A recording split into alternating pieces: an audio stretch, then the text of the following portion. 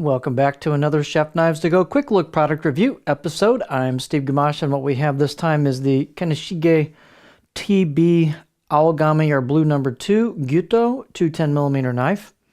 So this line of knives has a 3-layer construction, and on the inside the harder core cutting steel is Owlgami or Blue paper number 2 reactive high carbon steel. Heat treats around 62, 63-ish Rockwell on that core steel. The 3 layers on either side of that harder core steel, you've got a softer stainless steel cladding, and that looks like a wraparound over the top of the spine. And so that lowers your maintenance a little bit. You've got to worry about the core steel that's reactive at the edge, but not on the rest of the knife.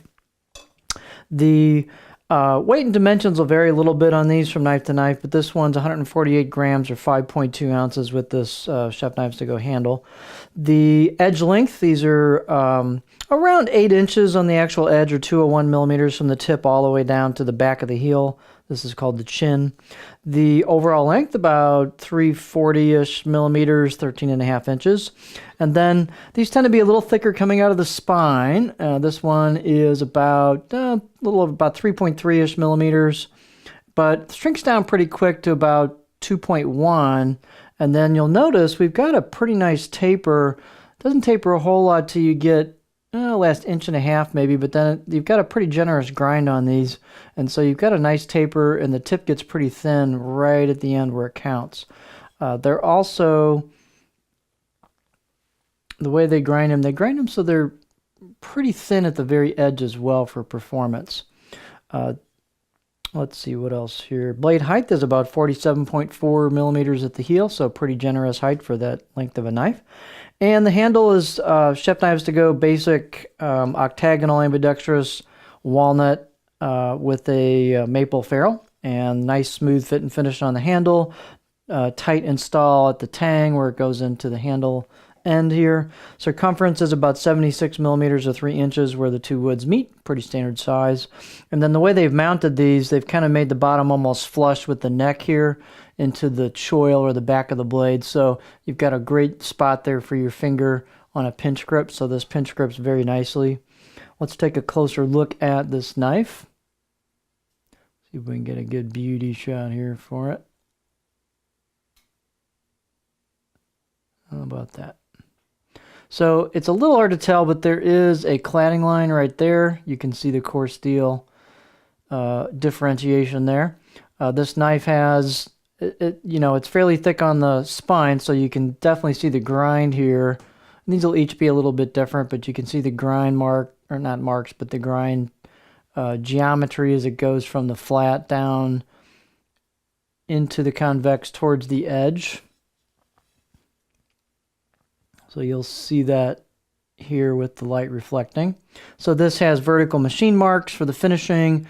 You've got some nice touches. You've got really well done hand chiseled kanji here on the right side of the blade as you're holding it. And then the left side of the blade is plain. There's nice fit and finish on this. This particular one does have one small anomaly. It's got a little bump here on the spine. But that could be sanded out. So this is probably just I don't know if it's an errant hammer mark or something right there, but there's a little bump on the spine. But again, that could be sanded out fairly quickly. Other than that, this is nicely finished. It's got a polished rounded spine. It's got a little bit of relief on the choil. That could even be relieved some more if you wanted, but I think it's pretty comfortable out of the box, especially for a right-hander. Out of the box edge, this is a pretty doggone sharp out of the box edge. I'll say 6, maybe 7 out of 10. So it was pretty sharp right out of the box. And the blade has a fair amount of stiffness to it, so there's a lot of integrity here on the board.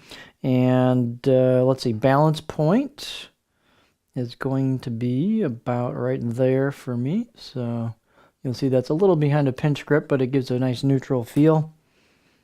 So it's a light knife. It's got some height to it. Here is the profile. You'll see there's not a lot of flat here. You even got a little bit of back belly here, so this will rock great, even all the way to the back if you want. Whoops, I want to cut myself. All the way to the back. I can't really see that vertical there too well. Sometimes the knife moves off the cutting board on me, but there's your profile. It gets a little more aggressive towards the tip, so I can get pretty high here with the belly towards the tip. I can get pretty high on this, but great rocker. Not a real good chopper with this profile, but it should work pretty good for push-pull cuts, glide cuts, that kind of stuff, as well as, of course, not chopping, rocking. So it's a nicely finished blade. It's a good performing blade. It's pretty thin at the very tip and thin at the edge. Got some convexing to it, some thickness at the spine to help with food release and separation. So this is a neat product. So plus it's easy to sharpen. Aogami number 2. So it's excellent steel. So this is the Kaneshige TB Aogami or blue number 2 Gyuto 210mm knife.